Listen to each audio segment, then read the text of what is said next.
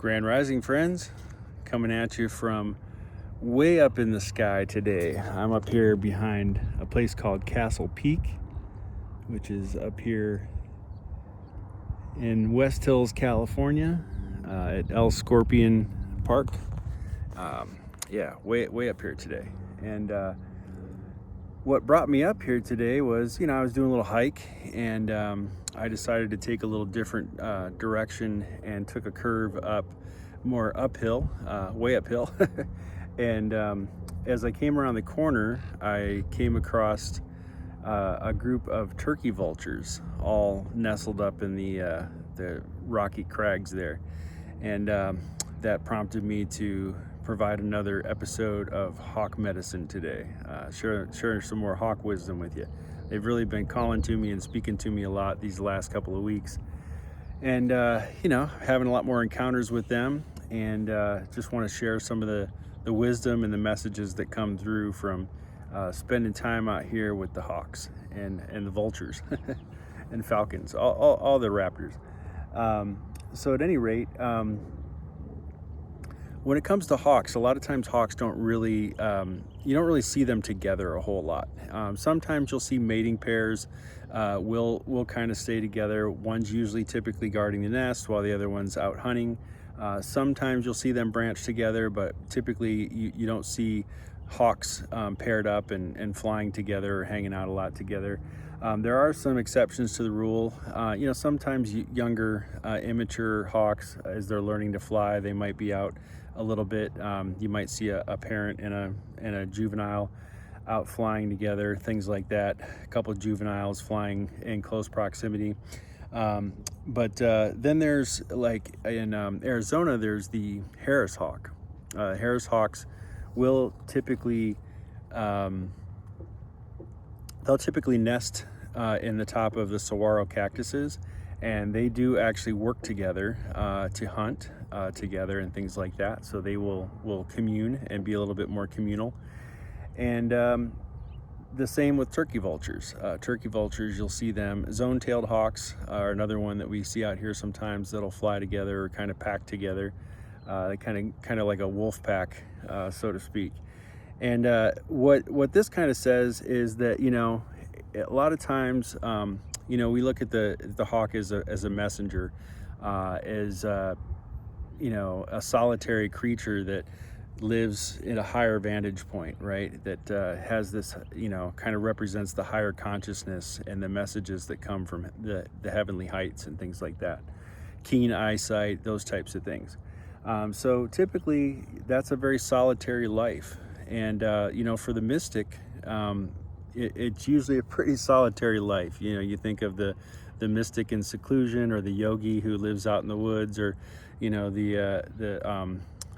these different ascetics that live a pretty solitary life, right? The nomad, these types of people. And, but there are those exceptions and those times in life too, and those times on the spiritual path when community really makes a difference. There's really an element of community that is necessary. And especially when you get to reaching those lofty heights, when you're in lofty heights in different places, a lot of times that's it can be a dangerous place. It can be a dangerous situation. I stopped myself from going to the very top here of the peak because I don't have the best hiking shoes on today, and I don't have a hiking buddy out here to grab me if I slip or anything. So, sometimes you recognize the dangers of solitary, being out here by yourself and that type of way. And on the spiritual path as well, it's the same thing. And so sometimes, especially when you reach these lofty heights, there are dangers, and the biggest danger is the ego.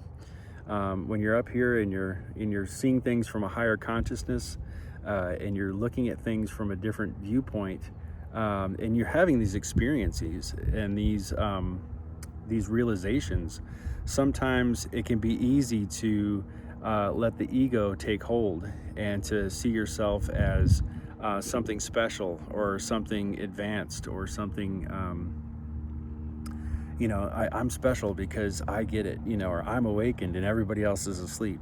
And this is, sometimes that's the case. But to let the ego part of that ego gratification can be a very dangerous thing.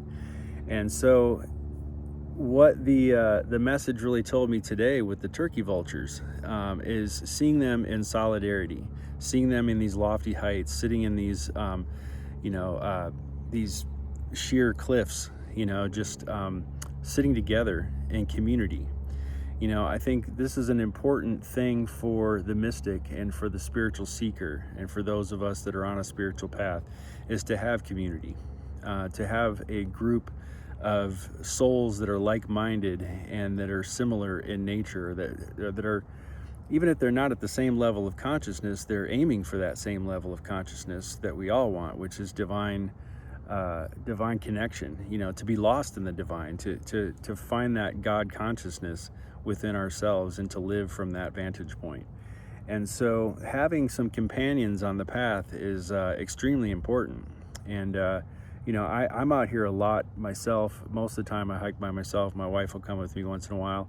But I had the opportunity last week to connect with one of my dear Sufi brothers that I've been to a couple online classes with him over the years, but I've never actually hung out with him in person. And we got together, and man, it was like two old brothers that met after years of being away at college or something. It was really great to be together and to walk the trails together, and just to have that communion, that community aspect, and to be able to share in thoughts and experience together out here in the beauty of nature. And I think that's really what I got out of the message today with the turkey vultures, really seeing them out here together in union, working together, and the same thing goes with turkey, but with vultures and with like the Harris hawk, they will hunt together. So not only will they be communal in their rest, their nesting and things like that, they work together to find that sustenance, to find that which sustains them and helps them, and they work together and they share in this sustenance. And this is another part of spiritual life, is when you discover something and you feel something and something moves you, it's important to share that. You don't share it as again, not from that ego standpoint of I know this and you don't, so I'm going to tell you. But when something really moves you or something really touches your heart, when you really assimilate it and you really take it in and it becomes a part of you, share it. That's why I do what I do. I'm nobody. I'm nothing special here. But these things that inspire me and touch my heart in such a way that I want to share them, and I want to give them to the world, so that hopefully somebody else can pick up these messages and run with them and find your own hawk medicine, or find your own animal totem, or whatever it might be that speaks to you. I'm a nature nut, so nature speaks to me, and as an aspiring falconer, hawks and raptors really say a lot. And I think a little of the Native American roots in me too really call to the animal speak. And also I take martial arts. I take Kung Fu, Xinyiquan Kung Fu, and we work with animal forms. And so the animals in our environment can teach us a lot and show us a lot if we listen and we really understand how to really take in what they're saying and what they're showing, and put it to good use. So just a couple thoughts that I wanted to share today. The hawk wisdom, hawk medicine, the vulture wisdom today. It sure was nice to see these beautiful turkey vultures all nestled up on this rock together, and cruising around the sky, and working together on the hunt for knowledge, wisdom, and sustenance. So hope this message reaches you well. Hope you're having a great day. And I got a lot of mountain to climb down, so I'm gonna make my way. Take care.